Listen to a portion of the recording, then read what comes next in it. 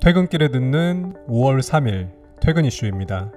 우크라이나를 침공한 러시아가 유럽 축구연맹 웨파가 주관하는 각종 축구대회에 출전하지 못하게 되었습니다. 웨파는 현지 시간으로 2일 보도자료를 내고 러시아가 2022-2023 네이션스 리그에 출전하지 못하고 자동으로 꼴찌로 내려간다고 밝혔습니다. 또 여자 대표팀은 올해 7월 열리는 유로 2022 최종 토너먼트와 내년 여자 월드컵 출전권을 얻기 위한 예선전에도 참여하지 못하게 되었습니다. 웨파는 러시아 축구클럽이 2022-2023 챔피언스 리그 그리고 유로파 리그, 유로파 컨퍼런스 리그, 여성 챔피언스 리그에도 출전하지 못한다고 밝혔습니다.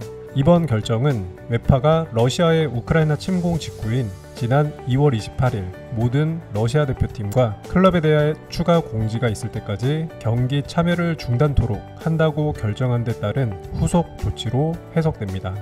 투자의 기재로 불리는 워렌 버핏이 지난 1분기 애플의 주가가 하락했을 때 이 회사 주식 6억 달러, 하나로 약 7,610억 원 상당을 추가로 매입했다고 현지 시간으로 2일 밝혔습니다.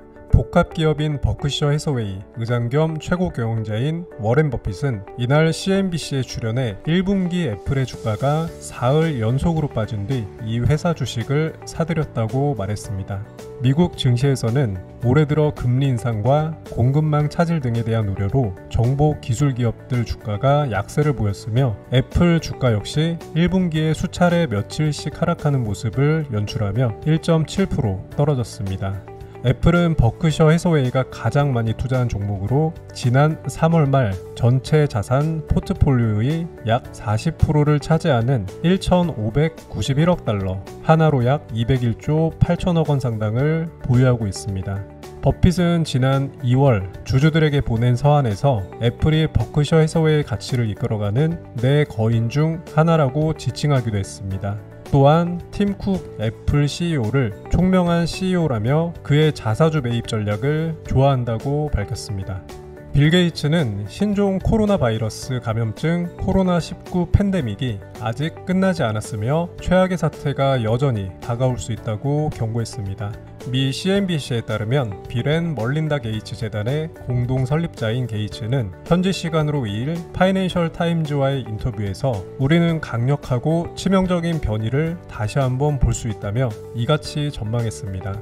그는 우리가 팬데믹의 최악을 보지 못했을 확률은 5% 이상이라면서 글로벌 전문팀을 창설해 세계보건기구와 회원국들로부터 상당한 재정을 지원받아 미래의 변이 출현을 선제적으로 예방해야 한다고 덧붙였습니다.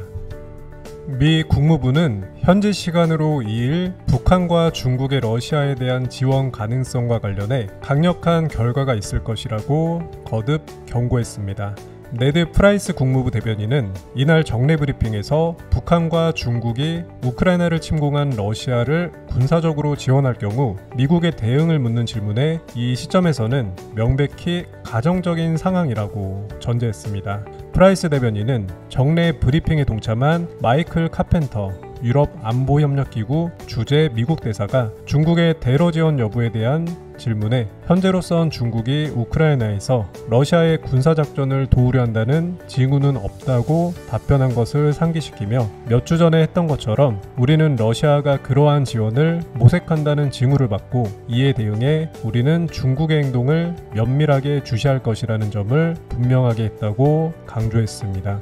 그는 만약 중국이 러시아의 전쟁 노력을 무기 등 어떤 방식으로든 도울 경우 국제사회의 대응으로부터 오는 손실은 오래 지속될 것이라며 미국뿐만 아니라 우리의 동맹국들로부터 강력한 결과가 있을 것이라고 밝혔습니다. 네, 이상으로 퇴근길에 듣는 5월 3일 퇴근 이슈였습니다. 감사합니다.